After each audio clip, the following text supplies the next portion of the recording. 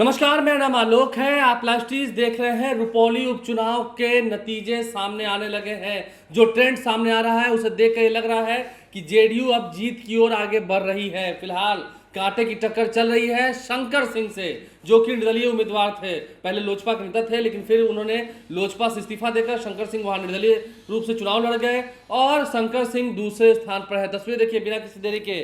कलाधर प्रसाद मंडल को चौथे राउंड की गिनती के बाद 22,168 वोट मिले हैं। 5,038 वोट से आगे चल रहे हैं शंकर सिंह से 5,038 वोट से आगे चल रहे हैं। शंकर सिंह को 17,130 मत मिले हैं और बीमा भारती जो कि आरजेडी के उम्मीदवार है वो फिर से तीसरे स्थान पर, लोकसभा चुनाव में भी तीसरे स्थान पर थी, विधानसभा के उपचुनाव में भी तीसरे स्थान पर 12,223 वोट लाकर अभी वो तीसरे स्थान पर है। कलाधर प्रसाद मंडल से 9,945 वोट से पीछे चल रही है, यानी कि बीमा भारती काफी पीछे चल रही है। देखिए इस जो ट्रेंड निकल के आ रहा है, चौथे चक्र की मतगणना समाप्त हुई उसके बाद जो ये नतीजा सामने निकल के आ रहा है, हमने आपको दिखाया। ये बात तो तय हो गई ना कि नीतीश कुमार का साथ छोड़कर बीमा भारती ने गलत किया। बीमा भारती को जनता की अदालत में काफ़ी नुकसान इसलिए झेलना पड़ रहा है क्योंकि उन्होंने नीतीश कुमार का साथ छोड़ दिया। नीतीश कुमार के साथ वो रही, 5 बार विधायक रही, फिर लोकसभा चुनाव की घोषणा के बाद उन्होंने इस्तीफा देकर आरजेडी से चुनाव लड़ा लोकसभा का, जिसमें वो तीसरे स्थान पर रही, बहुत बुरी तरह हारी। 27,000 वोट आए लोकसभा में।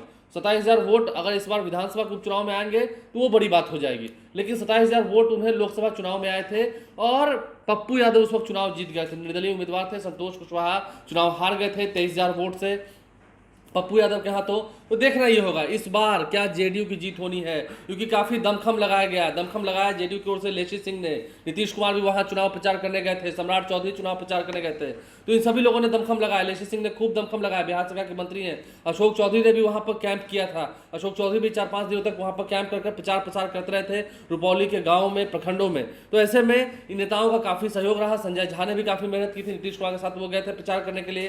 काफी लोगों ने मेहनत की है और नतीजा सामने निकल के आ रहा है। जो ट्रेंड आ रहा है, जो रुझान आ रहे हैं, उसमें बीमा भारती तीसरे स्थान पर है। कलाधर प्रसाद मंडल 5,038 वोट से आगे चल रहे हैं। शुरू से जो 4 राउंड की गिनती हुई है, चारों ही राउंड में शुरू से कलाधर प्रसाद मंडल आगे चल रहे हैं और अगर यही ट्रेंड आगे चलता रहा तो जेडीयू जीत जाएगी। ये बात कहने में कोई गुरेज नहीं है। अब आगे देखना होगा क्या होता है। शंकर सिंह ने काफी अच्छी फाइट दी है, काफी टफ फाइट दी है। शंकर सिंह बखूबी बड़े धुरंधर हैं और खूब जोरदार टक्कर दी उन्होंने, काफ़ी कह सके दमखम लगा कर लड़े। और ये बात तो सही है कि संघर्ष हो रहा है, टक्कर है किससे, जेडीयू और शंकर सिंह में टक्कर है, यानी कि शंकर सिंह ने अच्छा मुकाबला दिया है।